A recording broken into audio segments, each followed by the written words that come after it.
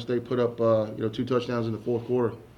Um, it's just a tough one. I thought our kids played as hard as they could possibly play. Um, it's tough not to be able to send the seams out the right way, but you get 2 kicks blocked, and you don't execute. Some on offense. You give those 2 big drives at the end of the game.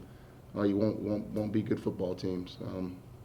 That team's 5-2 in this conference, and we're probably a few possessions away from maybe being the same in the league, but.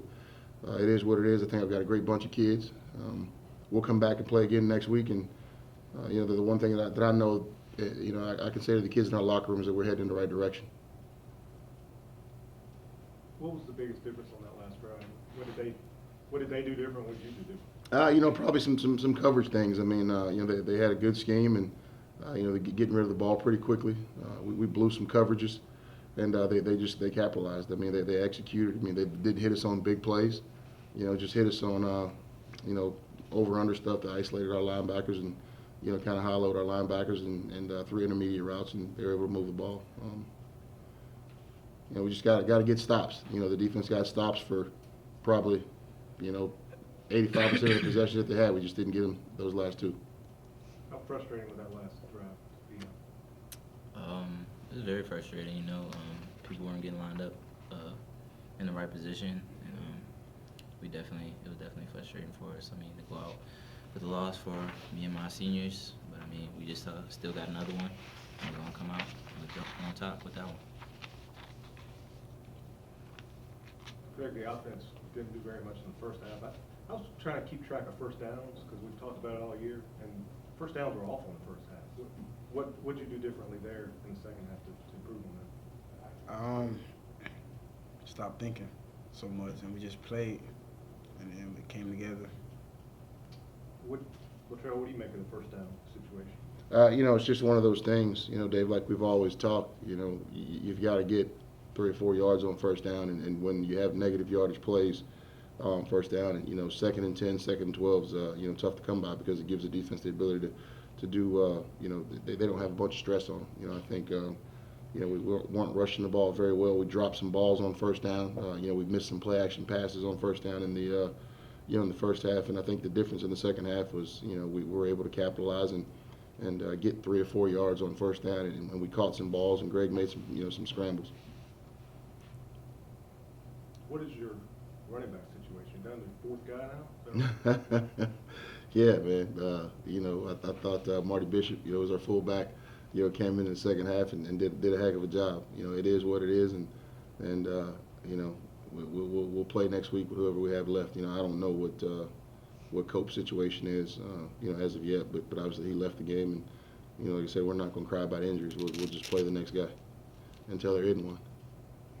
Looks like he was holding his hip or something. Yeah, I think he's got bruised ribs or something. But at the end of the day, I mean, he was in a lot of pain. He wanted to play, but it's a safety thing, and I want to make sure that we're not doing anything to hurt him for down the road. Dion, has it hit you yet that's it for you out here? You said repeat that. Has it hit you that was your last game here? Not yet. Not yet. I mean, last game at William Price Stadium, but I still got one more to play, so it's not the end of my college career. But I mean, I didn't feel it yet, so probably later on tonight. Or when I get back in that locker room tomorrow. So. I think you had 18 tackles, 12 in the first half. Were you super fired up today because it was your last one here? Definitely. I mean, definitely played with a lot of emotion, a lot of passion. Tried to do anything I could to fulfill this win for my guys, for the senior class, and for this team. So I mean, everything didn't look as pretty, but I mean, still give it all I got. So. Coach, in a game like this, and the players too, where you look at it, you lose by 7, but there's 2 plays on offense and defense where you can look back and say, well, maybe we should have had a touchdown here, and then probably should have had a turnover here. And you look at those 2 plays and say, like, do they deflate you at all, or did it seem like it deflated the team at all? Those 2 plays in particular. I don't think so. I mean, obviously some questionable things, but we don't get into those. We've got to handle the adversity. If the officials say that it wasn't a turnover, then it's not a turnover. We come back and we play the next down. That's no excuse to not be able to get off the field. And other situations where a touchdown or a fumble or whatever, you just have to bounce back. And we preach to our kids all the time. You know, we just got to continue to play. You know, I told the guys after the game, you fall down 7 times, you get up 8. And, you know, we're not going to make excuses because we got 2 kicks blocked. And it's, you know, 16-10, it's probably a different ball game. So, you know, we'll point the finger at ourselves before we will anybody else. Coach, you've only had 1 year with this group of guys, and you had the way some of the seniors that you had. Talk a little about your senior class and what they've meant to this program. Well, you know, this one right here beside me is very special. You know, if I have a boy at home, and he this is what you want your kid to be like. He's a great football player. He's a better kid. You know, he does his work in school. You know, a lot of people don't realize. I mean, Dion gets to practice every day, 4:30, 4:45 after he's been in class, and then has to leave practice early. You know, guys like Mike Phillips, you know, heart and soul of the offensive line. You know, Mike's played center, guard, and tackle this year. You know, guys like Isaac White. You know, you wish you had another year to develop a guy like that. And, you know, so the list goes on and on. I mean, obviously, you know, Mike Pearson's done a tremendous job for us snapping. And, you know, guys like William Penn that are utility guys that, you know, probably weren't going to have a huge impact, but, you know, he's returning punts for us at the end of the game. You know, just a long list of guys that have committed to us. And, you know, it was pretty emotional for me last night to spend time with those guys in our little senior meeting. And that this program is better off for having had those kids here. And as we move forward, those guys will always be, you know, special to me. And as we finish this season and go into the next, those are the guys that kind of laid the foundation for the turnaround that we're going to have.